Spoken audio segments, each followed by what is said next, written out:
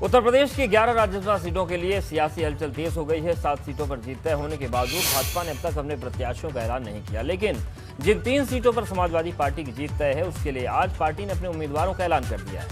इसमें पहला नाम खुद सपा अध्यक्ष अखिलेश यादव की पत्नी डिंपल यादव का है, जबकि दूसरा नाम सपा नेता जावेद अली खान का है। जबकि राज्यसभा की तीसरी सीट के लिए अखिलेश यादव ने कपिल सिब्बल को समर्थन देने का फैसला किया है।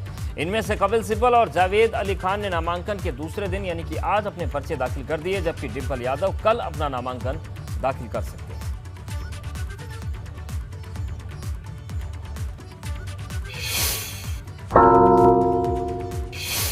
समाजवादी पार्टी ने राज्यसभा के लिए अपने 2 चेहरों को मैदान में उतारा है, लेकिन पूर्व कांग्रेस नेता कपिल सिब्बल को राज्यसभा के लिए समाजवादी पार्टी का समर्थन मिलना सबसे दिलचस्प रहा। कपिल सिब्बल 2016 में भी समाजवादी पार्टी के समर्थन से ही यूपी की राज्यसभा पहुंचे थे, लेकिन इस बार कांग्रेस एक भी राज्यसभा सीट हासिल करने की हैसियत में नहीं है।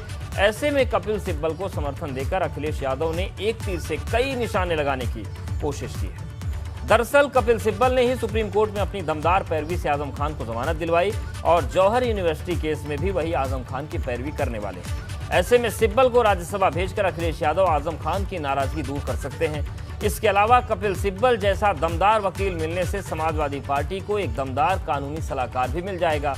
इसके साथ ही साथ जिस तरह से लंबे वक्त तक कपिल सिब्बल ने सुप्रीम कोर्ट में तमाम मुस्लिम संगठनों की तरफ से मुस्लिम समाज से जुड़े मुकदमों को लड़ा है, उसे देखते हुए भी मुस्लिम वोट बैंक को साधने के लिए कपिल सिब्बल का समर्थन देने का सपा ने फैसला किया है। और राज्यसभा में पर्चा भरने के बाद कपिल सिब्बल ने भी कहा कि वो केंद्र सरकार की नीतियों के खिलाफ आवाज उठाते रहेंगे। कांग्रेस में रहने के बाद निर्दलीय उम्मीदवार के तौर पर नामांकन करने वाले कपिल सिब्बल हमारे साथ हैं। कांग्रेस छोड़ा, आज समाजवादी पार्टी के समर्थन से नामांकन किया, कैसा महसूस होता है? देखिए, किसी भी पार्टी को जहां हमारे संबंध 31 साल रहे हो तो निश्चित रूप से थोड़ा मतलब कि वक्त लगता है छोड़ने में। बहुत विचार किया होगा हमने, लेकिन हमने समझा कि एक इंडिपेंडेंट आवाज़ पार्लियामेंट में होनी चाहिए। और यही मैंने अखिलेश जी को कहा कि अगर आप मेरा समर्थन करेंगे एज एन इंडिपेंडेंट तो मैं आपका आभारी रहूँगा और मैं उनका शुक्रगुजार हूँ। उन्होंने ये मौका दिया है तो उनका बड़ापन है, अखिलेश जी का बड़ापन है, शिवपाल जी का है, आजम खान साहब का है, क्योंकि आमतौर पे निर्दलीय कोई नहीं चाहता, कोई भी पार्टी का नेता नहीं चाहता कि निर्दलीय नॉमिनेशन हो।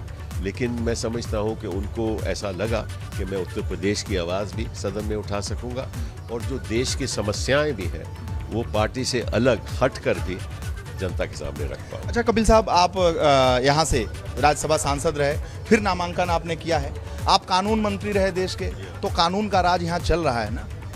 कानून का राज, देखिए इस समय मुझे कोई ऐसे कड़वी बात नहीं कहनी चाहिए क्योंकि आज तो मेरा नॉमिनेशन है। जब सदन में बोलूँगा तो प्रदेश की असलियत में, इस प्रदेश की असलियत देश के सामने रखूँ। असलियत क्या है? असलियत आप भी देख रहे हैं, खास तौर पे पत्रकार तो ज़्यादा जानते हैं मेरे से असलियत इस प्रदेश की। अच्छा, आपने कहा मोदी जी जिस रास्ते पे ले जा रहे हैं, अभी जापान से आए, क्वाड में गए, ये सारी चीज़ें, आपको रास्ता कहाँ लग रहा है, कहाँ जा रहा है? नहीं, देखिए क्वाड में जाना कोई अच्छी बात है, कोई बुरी बात तो नहीं है। जापान से संबंध बनाना, गहरे संबंध बनाना अच्छी बात है, बुरी बात नहीं है। अमेरिका से, ऑस्ट्रेलिया से संबंध बनाना, देखिए ये तो होता रहेगा और होना चाहिए भी, लेकिन देश की जो असली समस्याएं हैं उन पे ध्यान ज़्यादा देना चाहिए। ख़ास तौर पे शिक्षा, बच्चों की शिक्षा की समस्याएं, क्वालिटी शिक्षा केवल नहीं कि स्कूल चले गए बच्चे, अध्यापक है नहीं, और जब तक आप उनको एम्पावर नहीं करोगे तब तक देश कैसे पावरफुल होगा।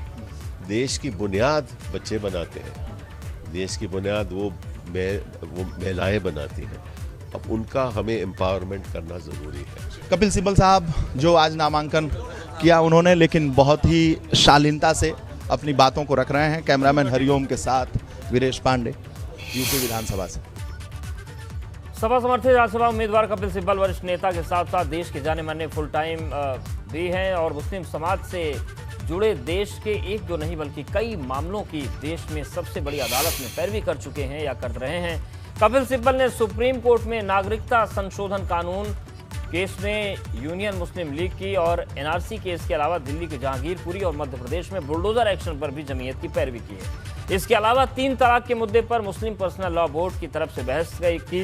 पिछले दिनों कर्नाटक हिजाब केस में मुस्लिम छात्रा की पैरवी भी सुप्रीम कोर्ट में कपिल सिब्बल ने ही की थी। इसके अलावा सुप्रीम कोर्ट में राम मंदिर और बाबरी मस्जिद केस में भी मुस्लिम पक्ष की तरफ से कपिल सिब्बल ही मोर्चा संभालते थे और सिब्बल पर ही राम मंदिर मुद्दे को सुप्रीम कोर्ट में लंबे समय तक लटकाने और सुनवाई में देरी करवाने के आरोप लगते रहे। ऐसे तमाम मामलों की वजह से ही मुस्लिम संगठनों और मुस्लिम समाज में कपिल सिब्बल की गहरी पैठ है। सिब्बल के इसी असर को कांग्रेस के बाद समाजवादी पार्टी अध्यक्ष अखिलेश यादव अपने पक्ष मिलाने की तैयारी में है, जिसका इशारा अखिलेश यादव ने आज कपिल सिब्बल के नामांकन करते ही अपने बयान में कर दिया।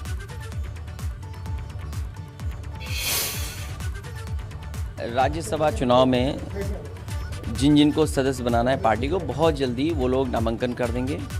आज कपिल सिब्बल जी ने किया है, वो समाजवादी पार्टी के समर्थन से राज्यसभा में जा रहे हैं। पहला नॉमिनेशन हुआ है। इस तरह पार्टी की तरफ से 2 और जा सकते हैं, बहुत जल्दी उनका भी नॉमिनेशन हो जाएगा। कपिल सिब्बल जी वरिष्ठ अधिवक्ता रहे हैं, देश के जाने माने केसेस उन्होंने लड़े हैं। वो लोकसभा में रहे हों, राज्यसभा में रहे हों, उन्होंने बात को अच्छी तरह रखा है ढंग से। पॉलिटिकल कैरियर भी है उनके पास। एज ए लॉयर बहुत सक्सेसफुल लॉयर हैं। तो हमें उम्मीद है कि देश में जो बड़े बड़े सवाल हैं, आज देश किस रास्ते पर है। आज बेरोजगारी सबसे ज़्यादा है, महंगाई रुक नहीं रही है, कानून व्यवस्था ध्वस्त होती चली जा रही है, हमारी सीमाएं सुरक्षित नहीं हैं, चीन लगातार हमारी सीमाओं के अंदर आ रहा है।